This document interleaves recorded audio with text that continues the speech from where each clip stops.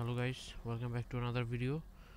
তো আজকে ভাবছি যে একটা ফুয়েল মাইলেজ টেস্টের একটা মাইলেজটা একটু টেস্ট করব।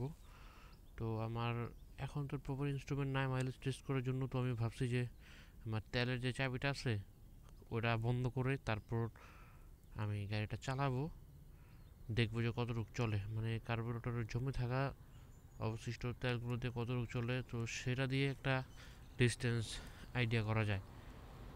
তো দেখি এখন আমি আমার তেলের লাইনটা এখন বন্ধ করে দিব।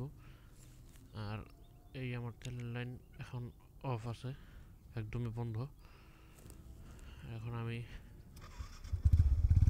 বাইকটা চালাবো, দেখবো যে কতটুকু চলে। কার্বোরেটর জমে থাকা তেল দিয়ে এখন আছে 203.1, জাস্ট এইমাত্র এক হলো। তার মানে আমরা 203 মানে 3.1 থেকেই হিসাবটা শুরু করব। একদম বেশি জোরেও টানবো না, আস্তেও টানাটানি করবো না, একদম লাইক নর্মালি রাইড করব, নর্মাল স্পিডটা মেনটেন করে রাইড করব।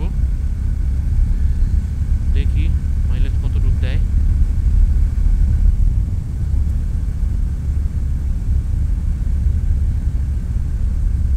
আমার কার্বোরেটরের চক সিস্টেমে একটা চক কেবল একটা প্রবলেম ছিল।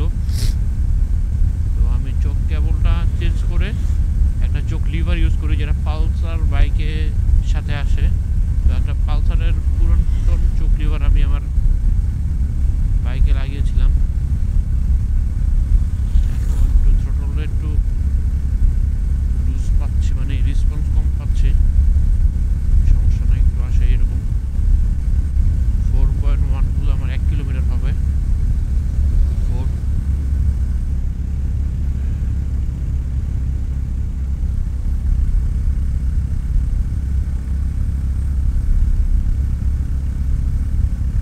কিলোমিটার হয়ে গেছে।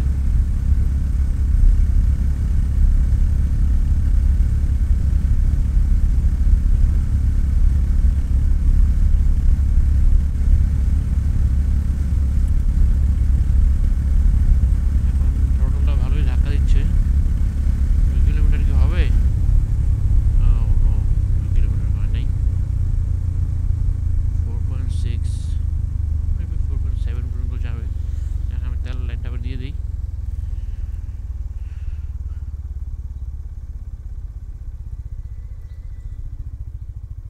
আসছে তেল এখনো।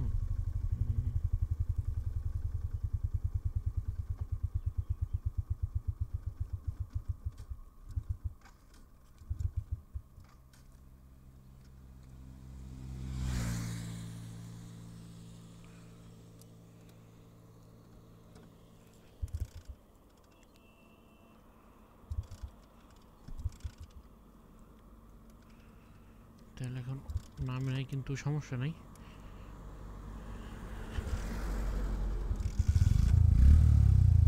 চলে আসছে, গো। তো এই টেস্ট আজকের মতো এই পর্যন্তই থাক। তো আমার আই থিঙ্ক আমার টেস্টটা তেমন একটা পারফেক্টলি হয় নাই। আমি নেক্সট আরেকবার এরকম একটা ট্রাই করব যে টপ কতটুকু মাইলেজ পাওয়া যায়। আরেকদিন আমি এরকমভাবে একটা ট্রাই করব।